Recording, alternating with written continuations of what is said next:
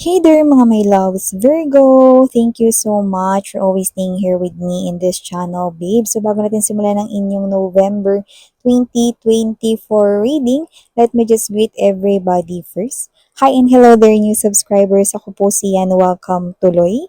At sa mga returning viewers, thank you sa inyong walang patid na pagsuporta. At kung hindi niyo pa knows, meron pa po tayong isa pang channel. Ang link ay nilagay ko sa description box ng reading na ito. No? So, dyan sa channel na yan, mga babes, no, ay meron din tayong ina-upload na daily collective readings for all signs. Kaya naman, anumang zodiac sign ninyo, welcome po kayo doon. No? So, basta pag collective reading, ano man ang zodiac sign, welcome. No? Basta just take only what resonates sa mga mensahe. And if not, just leave the rest behind kasi baka para naman yung ibang message siya iba naman. So yun nga mga babes, no, before we start din itong reading ninyo, let me just tell you na wala tayong gender po dito. Babae, lalaki, LGBT, lahat welcome.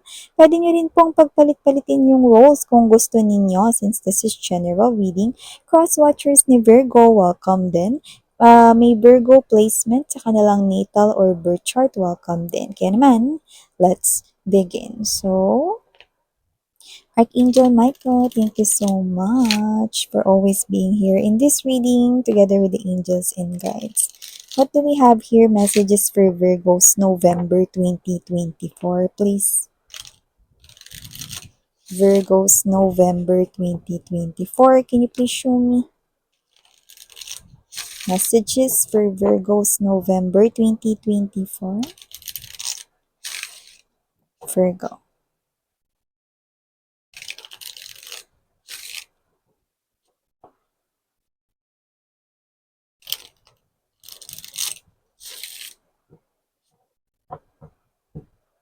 Okay, so let's see what do we have here for you guys.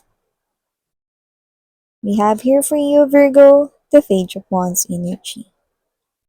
Lover's card energy. Six of Wands. Knight of Cups. Also have here the Six of Coins. Okay, Nine of Cups. Ten of Swords. And the Ten of Wands energy. Bottom of the deck here for you guys. Two of Swords. Ace of Wands.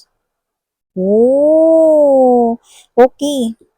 Sa mga confused ngayon, lalo na kung meron dito more than two people na nagpapahiwatig na like kanila, gusto kanila, or may feeling sila for you, one of them ay mapapakasalan mo in the future. So, yun na nakikita ko dito mga babes, no? So, especially kung meron kang options in love, or meron kang more than one or more than two options, one of them ay ang mapapakasalan mo in the future. And you will begin a new passionate love story with that person. That person here appears to be your man of your dreams or woman of your dreams. No? Ang gusto mo lang naman, masuklian at ma-reciprocate dito ang atensyon, pagmamahal, oras at ibibigay mo sa kanyang kahit na ano mo maibalik, no? Like gusto mo lang naman is yung tao rito na marunong rin ditong magmahal, no, ng kagaya mo kung paano ka magmahal.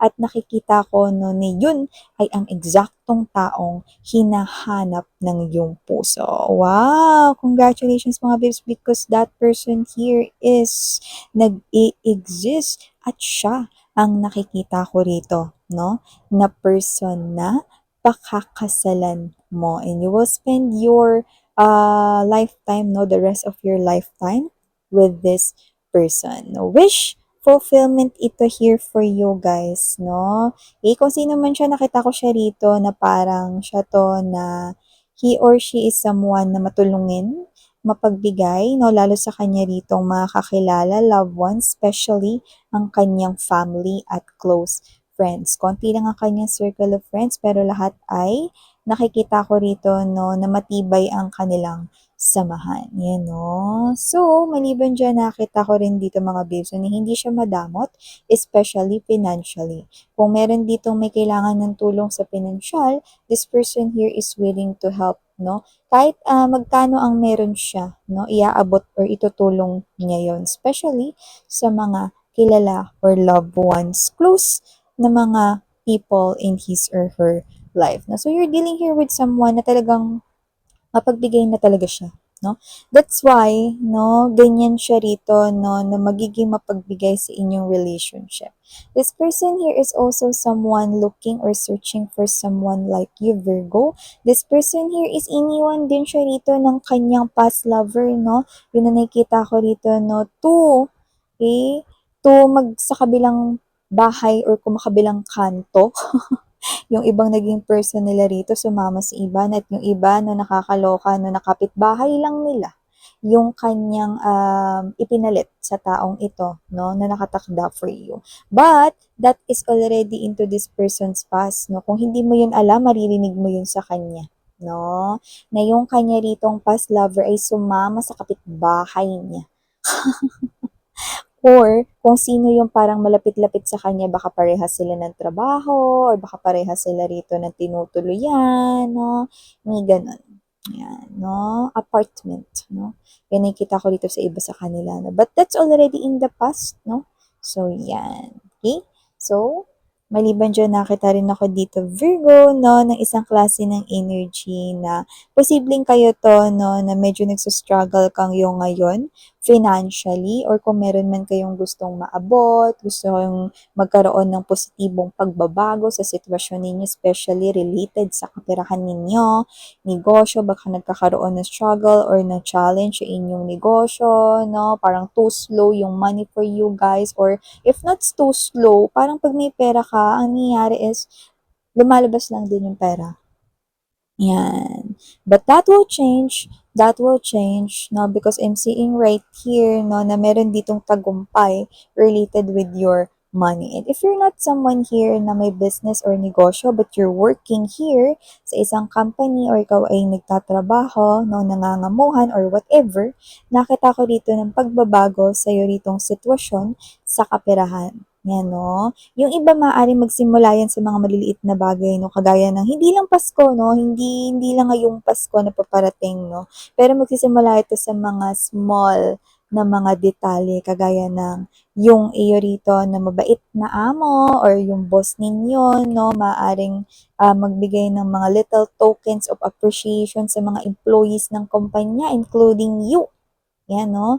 Or magbibigay rito, no, ng extra bonus. Yan, no? Magsisimula sa mga paganyan-ganyan at nakikita ko rito na yan ay madudugtungan pa at magkakaroon pa ng mga tsansa na makatanggap ka rito ng mga little pleasures sa iyong work, no? Sa umpisa, maaaring pasode-sodexo, no? Mga 200, 100 certificates, mga ganyan, no? Or maaaring sa umpisa na posibleng mabati ka pa lang na good job, ang galing mo doon, no? Yan, sa umpisa mga paganyan-ganyan lang mga babes, no? Pero sa kalaunan, nakikita ko rito na makakatanggap ka na ng tumataginting na permanenteng salary, income na tumaas, nag-ascend, nag-increase. Yan, no? So, kung ikaw naman ay nasa isang negosyo, you feel like, no, na parang yung mga dumadating na pera ay lumalabas lang din sa yung mga palad, no? Hindi na yan mangyayari kasi nakikita ko rito, no, na meron ditong tulong na paparating sa'yo, no? Meron ditong tutulong sa'yo sa iyong negosyo, no? At lumalabas na isa ito sa posibleng tumatangkilik or suki mo, no, sa iyo rito. Kung lalo na kung ikaw ay selling products, items, or services, no, ano man yan. 'Di ba? So, nakikita ko rito na kung sino man siya, no, maaring ang social media niya, ang maging daan, no, yung voice niya. Lahat naman ngayon, no, advanced technology tayo. Yung voice niya, spread of the mouth, no, ang magiging daan para mas makilala, no, yung negosyo mo, no, and nakita ko dito ng pagdami pa ng customers mo, no, sa papasok na bagong taon, taong 2025. So, nakikita ko dito na may pagbabago sa negosyo mo at tataas ang kita mo. May nakikita rin ako dito na posibleng merong mga umalis ng trabaho dahil makikita ninyo na nagiging stable itong negosyo ninyo. And it might happen right here sa year na 2025. no? Like you will feel more chill, more relaxed, no? While you are at home, waiting for some customers and therefore, for some reason, they're like, parang magpa-flood, no? Or dadami yung orders mo dito, no? And you will need some kind of extra hand, no? Nakita kita dito na maaari magpatulong ka rito sa iyong kapatid, sa pinsan mo, no? Or with your friend, no? Kung available ba sila to help you out, no? Para maasikaso na yung mga bulk orders right here. So, wow! See? I'm seeing your situation in money having positive changes right here, no? So, this is great news here for you, Virgo. Kaya naman, no, with this Ten of Wands energy, nakikita ko dito that you're gonna drop here your burden, especially, no, pagdating sa concerns or issues about money. Maybe this is you, no, na kaya lumalabas lang din yung pera sa palad mo because may mga bayarin, mga due dates, no, at kung ano-ano pa, no, iba siguro may loans, may mga utang right here, no, at nagiging pambayad dito, but this will change. You're gonna drop it, no? The burdens related to your money and you're gonna make ipon, no? So, at first, you will not notice, no, na yung ipon mo is, nakakaipon ka, but okay, right at the middle of your pag-iipon, you're gonna see the difference na mas nakakaipon ka ngayon compared sa yung past na mga ipon, and it might happen 2025. Yan, more likely, no? Pero yung tutulong sa'yo, yung word of the mouth might begin November to December this 2024. Yan, no? So, maliban dyan, Virgo, nakita rin ako rito, no, na meron ditong energy. Tingin ko galing siya sa isang country kung saan parang parte na ng pagkain yung inumin. Like beer. I'm pertaining to beer, mekju, soju, wine. Yan. So, kung ang saan man yung bansa na yan, no, this is someone here na possible na foreigner or may foreign blood, may half blood na foreign but doesn't have to be, or baka kapwa lang din kayo pero sa ibang bansa siya lumaki. So, kung sino man siya, no, yun ay specific message, okay? So, maaaring meron ditong new love na posibleng pumasok sa buhay ninyo rito, no, for my single Virgo out there. Nakikita ko rito na hindi siya lasinggero. Hindi rin po siya rito maraming record sa kanilang barangay or sa police station, no? Kundi talagang parte lang ng kanilang food, hindi lang basta celebration, no? Parang every time they're gonna eat food, ano? There's always wine, there's always, yun nga, beer, mekju, soju, no? Yung soda na may parang halong alcohol kind of thing, no? Yan. So, nakikita ko dito that this person here is mabait naman siya at may success siya rito sa kanyang kaperahan. This person right here is giving me the vibe of hopeless romantic, and this person here is someone na nakikita ko dito na magpapakabog din talaga ng dibdib mo. So, maaaring isa na to sa maging options mo when it comes to love. By the way, yung options mo, pwedeng hindi naman sila sabay-sabay dumating na pa isa-isa. Baka may mauna, no, at may susunod na lamang. Kaya naman, just take how this resonates. Virgo. Yan. Someone here na posible na malapit sa buhay mo ang mag-betrayed sa'yo, kaya naman mag-ingat, no? Nakikita ko rito na posible na kung sino man siya, this person here is possible na nasa loob lang ng inyong bahay or whatever, no? Mag-ingat, bakit miss yan? That person ba might hurt me? That person might not hurt you physically, but that person might affect you emotionally. Because for some reason, nakikita ko na pwedeng siya ay kamag-anak, relatives, malapit lang talaga sa'yo, or pwedeng close friend mo dito. No? This person here will not betray you like directly ikaw. Hindi. Pero meron siyang gagawin dito na posibleng ikasama ng loob mo. No? And maaring mapatanong ka dito, bakit ganyan siyang klase ng tao?